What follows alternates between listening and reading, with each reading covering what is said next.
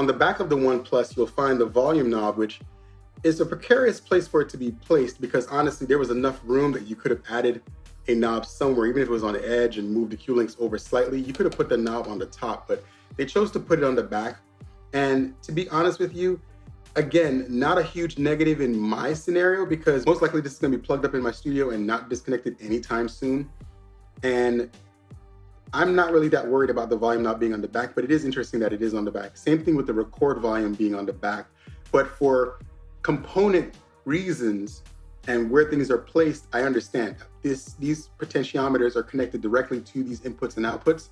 And whatever circuit is right here, they probably decided everything should just be in one place for the sake of saving space.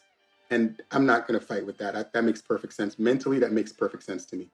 It has one MIDI out, one MIDI in, and the CV gates, which I've never used anything that needed CV gates, but this might prompt me to check out some things that have CV gates.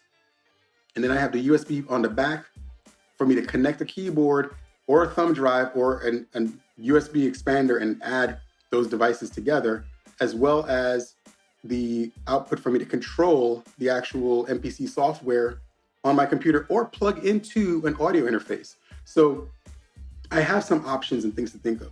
I could expand the outs because although this only has 2 outs here, if you use a class compliant USB device, you can actually add more inputs and outputs to the MPC One Plus, and I've been debating doing that.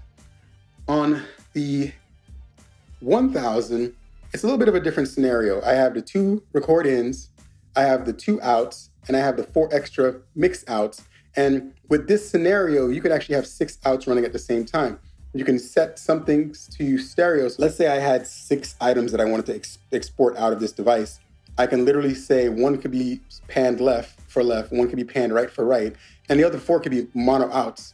And that way I'd have 6 outs. So technically, instead of having 8 outs, I have 6 outs with this scenario. It's really not that big of a deal for the most part. And I haven't run into an issue doing this. I also have another way to export things, and we'll discuss that in a moment. You have MIDI out A and B and MIDI in 1 and 2.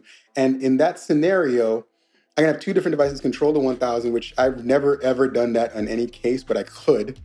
And I could control 2 other external devices. So this makes this a pretty flexible device still to this day. And mine has the sound mod battery that comes with a USB-C connector for charging. I could have used the barrel option, but I figured USB-C is so widely used that it made more sense to go with that route.